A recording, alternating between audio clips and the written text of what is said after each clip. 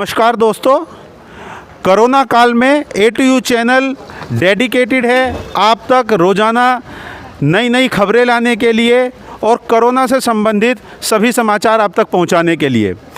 Corona अपने अलग अलग रूप में अलग अलग चुनौती देश के सामने पेश कर रहा है। सबसे पहले बीमारी के रूप में कोरोना ने चुनौती दी, उसके बाद लॉकडाउन हुआ तो भूख, मज़दूरों का पलायन, ये सब चुनौतियां कोरोना ने खड़ी करी। उसके बाद डॉक्टर्स पर, पुलिस पर पथराव और हमले, ये चुनौतियां कोरोना ने पेश करी। और अब कोरोना आया है हमारे सामने एक नई चुनौती लेकर। कोरोना काल में सब कुछ बंद है। हमारे देश में रक्तदान शिविर जो लगते रहते थे समय समय पर, जगह जगह पर, कोरोना के चलते वो सब बंद हैं। और अब स्थिति ये आ गई है कि देश के ब्लड बैंक्स में ब्लड की कमी होनी शुरू हो गई है। ऐसे में सामने आया है सेवा भारती। जैसा कि आप सब जानते ही हैं, हमारी सूचना में भी, हमारी न्यूज़ में भी आपने पहले देखा था कि किस तरीके से सेवा भारती गाज़ियाबाद में सीता रसोई चलाकर गाज़ियाबाद के हर भूखे व्यक्ति को खाना खिलाने के लिए प्रतिबद्ध है। और अब सेवा भारती समाज की सेवा का एक नए आयाम के साथ रक्तदान, सेवा भारती ने तय किया है कि पूरे गाज़ियाबाद में, या कहा जाए कि पूरे देश में, किसी भी बीमार आदमी को खून की कमी के कारण कोई तकलीफ़ नहीं होने देंगे। और आज गाज़ियाबाद में सेवा भारती के कार्यालय पर लगा हुआ है रक्तदान शिविर। आइए देखते हैं यहाँ क्या चल रहा है और कैसे चल रहा है। हम आ पहुँचे हैं सेवा भारती के कार्यालय पर। आइए देखते हैं यहाँ के नज़ारे।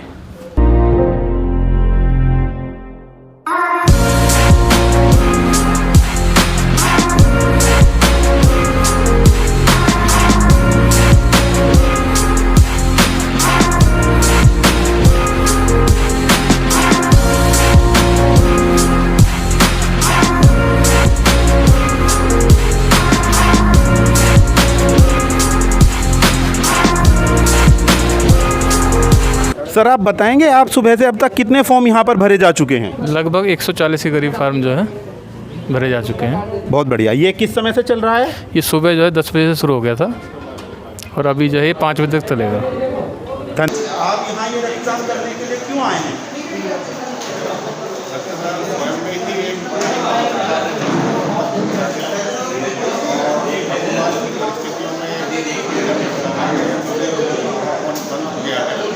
ऐसे में रक्त की उपलब्धता भी संभवित और यह जानकारी आई है कि अनेक अस्पतालों में रक्त की बड़ी कमी मिल रहा है।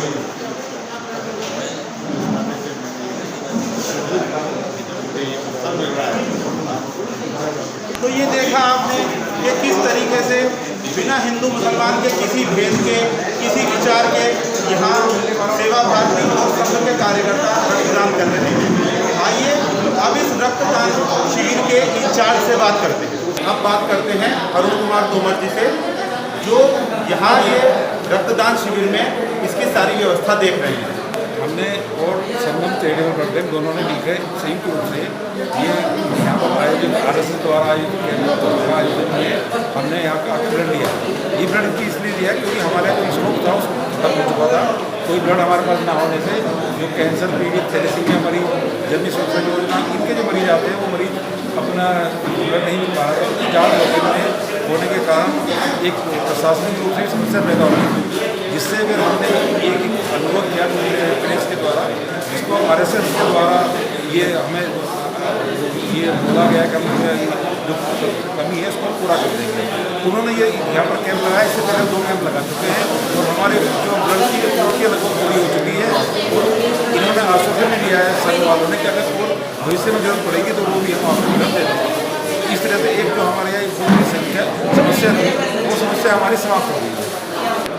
आपका क्या नाम है? गोविंद पारिक। आप कहाँ रहते हैं? मैं श्रीनगर के पास रामदास कॉलोनी में रहता हूँ, B ब्लॉक DAV स्कूल के पास। वुमन एम्पावरमेंट के इस समय में यहाँ रक्तदान शिविर में महिलाओं की, लड़कियों की भी भागीदारी सफिशिएंट क्वांटिटी में। क्या नाम है आपका? आप यहाँ रक्त देने के लिए क्यों आए हैं? कोविड-19 की वजह से हमारे यहाँ ब्लड की कमी हो रही है, जिसकी वजह से बस एक सहायता के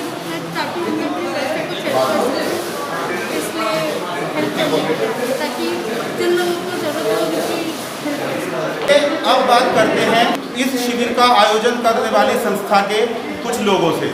हमारे साथ हैं नवीन जी, जो महानगर के सेवा प्रमुख का दायित्व जिनके पास है और जितने भी संघ की ओर से समाज की सेवा के काम चलते हैं उन सब कामों का सुपरवाइज करते हैं और वे सब ठीक तरीके से और संघ की योजना के अंतर्गत चलते रहे उसकी देखभाल करते हैं। नवीन जी, आपका स्वागत है हमारे चैनल पर।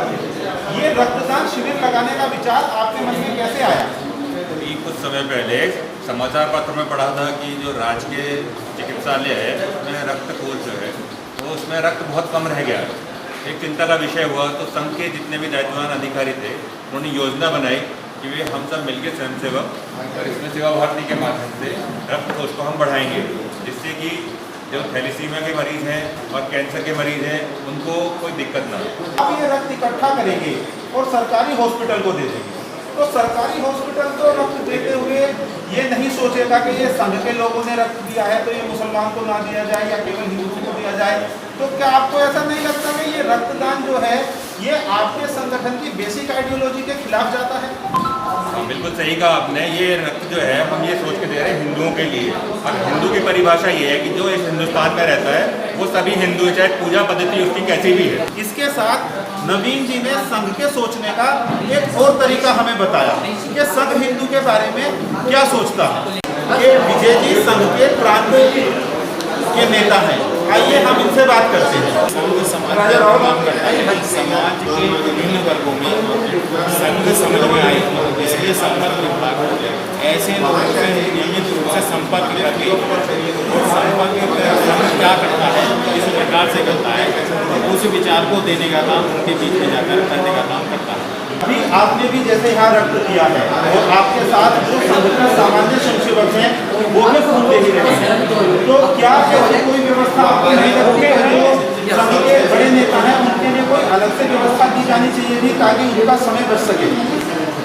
वास्तव में संघ में कोई भी विशेष नहीं है, सभी सामान्य है, केवल अलग अलग दायित्व अलग अलग जिम्मेवारियाँ वो निश्चित की जाती हैं कि कितना उसका अनुभव है उसके आधार पर। वास्तव में स्वयंसेवक तो केवल और केवल स्वयंसेवक ही है, इसके अलावा कुछ नहीं हो सकता। तो छोटा और बड़ा स्वयंसेवक हो ही नहीं सकता, ये संघ की मान्यता है।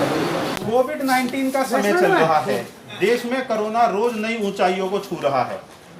सरकार ने लॉकडाउन जारी किया है और सरकार कह रही है कि हर आदमी घर में रहे। ऐसे में आप लोगों ने यह रक्तदान शिविर का आयोजन किया है। आपको नहीं लगता कि आपका यह शिविर गाजियाबाद में कोरोना फैलने का एक बहुत बड़ा कारण हो सकता है? नहीं, रक्तदान शिविर जो लगाया गया है कोरोना फैलाने के लिए नहीं लगाया गया है। इस महामारी से बचने के लिए जो भी उपाय होने चाहिए वो इस शिविर में उपस्थित हैं। सैनिटाइजर से लेकर के मास्क से लेकर के जहां जिस रक्तदान चेयर पे व्यक्ति को स्वयंसेवक को लिटाया जा रहा है वो भी सैनिटाइज करके लिटाया जा रहा है। उसके बाद डॉक्टर्स की सारी निगरानी के तहत जो भी इक्विपमेंट है, ग्लव्स से लेकर के, दस्ताने से लेकर, मास्क से लेकर के, सैनिटाइजर से लेकर के, वो सारी व्यवस्था यहाँ पे है। एक फिजिकल डिस्टेंसिंग की जो सूचना है उसका भी पालन ठीक प्रकार से किया जा रहा है। तो हमें कोरोना महामारी से डरना नहीं है, उसका डट करके सामना करना है। और वर्तमान परिस्थिति को देखते हुए जब अपने इस समाज में रक्त शिविर कहीं नहीं लग रहे, जिससे रक्त की कमी ब्लड बैंकों में होती जा रही है, इसलिए राष्ट्रीय स्वयंसेवक संघ ने तय करा कि स्वयंसेवकों द्वारा एक रक्त शिविर लगाया जाएगा और उसके अंदर जो है रक्त इकट्ठा करके अपने जिला चिकित्सालय को और ब्लड बैंकों को दिया जाएगा। अब देवेंद्र जी से जानते हैं कि इस शिविर को क्यों लगाया गया और किस प्रकार से लगाया गया, क्या इसके पीछे उद्देश्य है। देवेंद्र, कुछ दिन पहले हम लोगों ने समाचार पत्रों में पढ़ा था और कुछ हॉस्पिटल्स में भी जाने का मौका मिला। तो वहाँ जब देखा गया तो वहाँ पे ब्लड बैंक में ब्लड की स्थिति बहुत अच्छी नहीं थी। तो विचार आया कि हो सकता है कि कल परसों या किसी भी दिन बहुत ज़्यादा आवश्यकता ब्लड की पड़ सकती है और इसमें उस समय जब किसी भी व्यक्ति को, समाज के किसी भी व्यक्ति को ब्लड की आवश्यकता होगी तो आनंद फानंद में सारी चीज़ें करनी पड़ेंगी। क्योंकि योजना बनी कि जो वरिष्ठ कार्यकर्ता हैं, अपने विभाग के अधिकारी हैं, उन सबके साथ प्लान किया गया, योजना बनाया गया कि हम लोग क्यों ना सारे कार्यकर्ताओं से बातचीत करके ब्लड डोनेट करें। तो कार्यकर्ताओं में बहुत उत्साह था, उन लोगों ने कहा कि हाँ भाई साहब बिल्कुल ठीक है, हमें करना चाहिए। तो इसमें हम लोग पूरे महानगर में जो हमारा लक्ष्य था, पहले लक्ष्य था कि हम लोग 125 यूनिट ब्लड डोनेट करेंगे। लेकिन कार्यकर्ताओं में इतना उत्साह था और कितने सारे लोग आकर के जिन्हें हमें लौटाना भी पड़ा। लास्ट में 150 यूनिट ब्लड हम लोगों ने डोनेट किया है और अब किसी और तारीख में देखेंगे, कमिंग संडे या कभी और देखेंगे, जब दोबारा जब भी किसी दिन कोई ब्लड डोनेशन कैंप हमें लगाना पड़ा तो उसमें भी हम लोग लगाएंगे और लगा करके और भी ज़्यादा हमें ब्लड इकट्ठा करना है। लेकिन ये जितना कार्य हम लोगों ने किया ये सब अपने कार्यकर्ताओं द्वारा किया गया है, राष्ट्रीय स्वयंसेवक संघ सेवा भारती के द्वारा किया गया है, जो बहुत ही अनुकरणीय है और बड़ी अनूठी पहल है कार्यकर्ताओं की।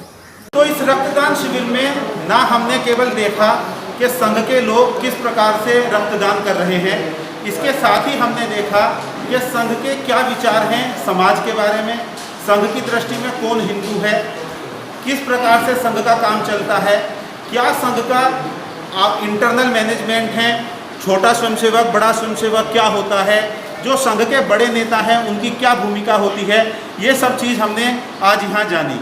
तो इसी के साथ मैं विदा लूँगा अपने दर्शकों से। एक बार पुनः आएंगे किसी नई स्टोरी के साथ।